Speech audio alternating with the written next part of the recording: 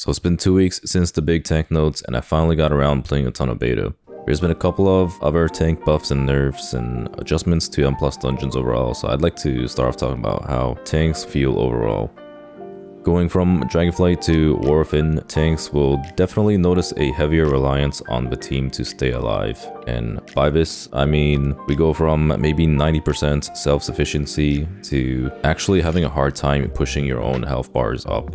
In most scenarios, it's actually not a problem as long as the healer is putting some attention into the tank, but there's been a couple of major problems I've noticed and I want to go over. One is the pug scenario, where you don't know the type of healer you're getting. Your performance as a tank will vary very much depending on what healer you have. And I've noticed this on beta too, because I'm just playing with like whoever at any point in time, and it's really hard to get consistent results just because like some healers are healing you for way more and some are not healing as much. The second is how much more impactful Augmentation evoker will become. Having an aug actually makes the tank significantly tankier and will feel much more necessary than before. People were already not happy with how impactful augs are, and it's only going to get worse. Like, I honestly think you will hard need an aug for Season 1 of War Within if you're trying to do any meaningful, challenging level of M+.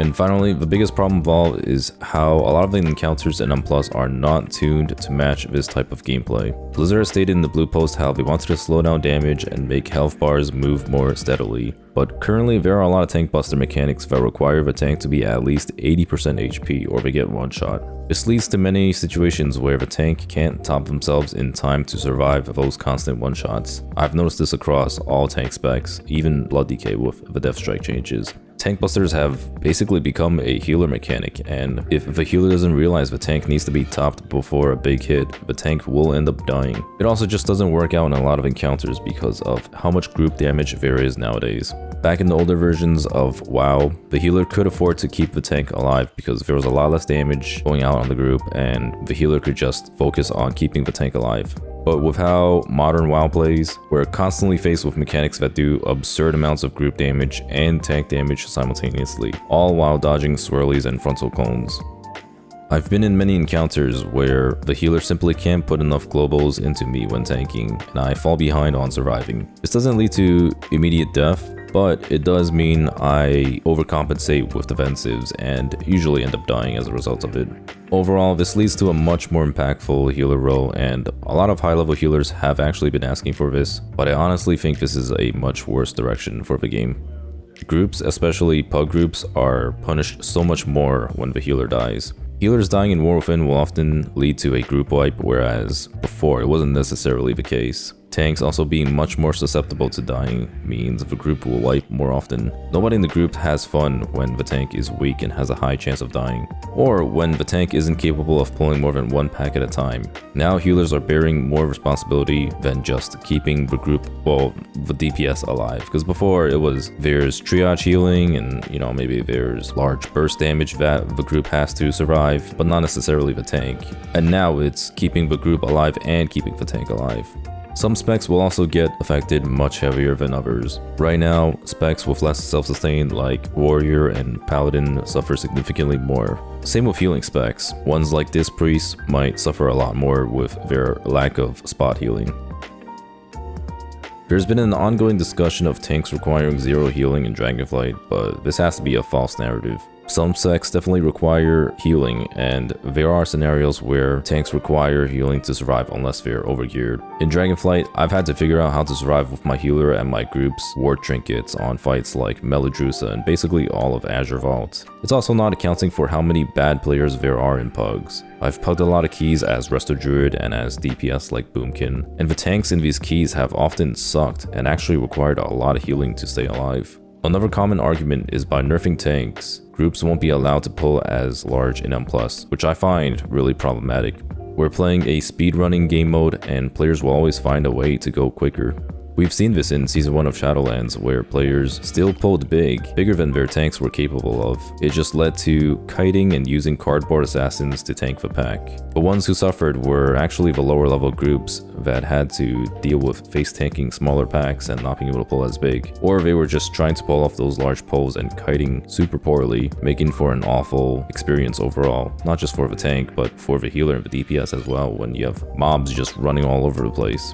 Blizzard's been trying to fix this problem of players pulling too big, but why is this even a problem to begin with? The way I've always enjoyed M+ is how dynamic the whole experience is, and a large part of M+ has always been figuring out how to route optimally or combining dangerous pulls to go quicker in the dungeon. Blizzard curating the whole M+ experience just makes it feel like a worse version of Raid. With all that said, tanks aren't going to be significantly weaker, just more reliant on the healer and augmentation evoker, and maybe a bit more of kiting required depending on the scenario. Kiting will always be a thing, and it'll just depend on the pull or the tank spec you play. It definitely won't be as extreme as Season 1 Shadowlands with VDH, but expect to see it happening at the highest key levels when pulls are being pushed to their limit. Overall, the changes suck unless they do some major changes to the M+ encounters, and healers will have to heal more. We're also generally going to be pulling smaller in the war within Season 1. But that is it for the video. Thank you all very much for watching. I will have some more tank videos coming down the line. And I do have probably like tank guides and all that stuff before War Within comes out. Oh. No, dude. Oh my god. This hurts so JP. much. Oh no. Do we have a res? Oh, we don't. Wait, we didn't lust. This is okay. This is okay. Right, oh my god, but we gotta run back. Wait, Yeah, fuck, should put a transcend down. Yeah, we need saviors. All right, well, I'll go on my warrior then after this. But we have lust then. What about one more time. Oh, that does a lot of damage. Holy fuck. Oh my god. What the? No. Oh no. Oh No. no. JV. Bro, I don't even know how the fuck you. I was trying to hold my fucking bark for in case I got dark paranoia. Make sure you drop this on you. And then we clear them out with waves.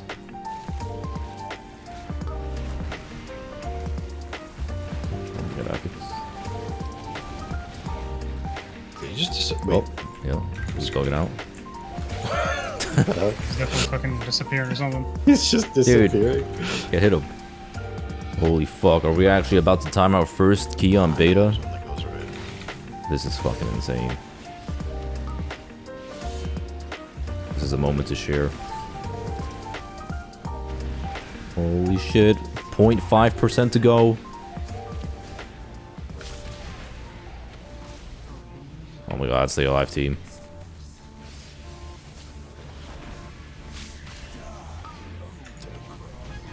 Holy shit, we timed our first key. Holy fuck, I did it. Dude, Let's fucking Time this go. dog shit dungeon. easy. What a banger.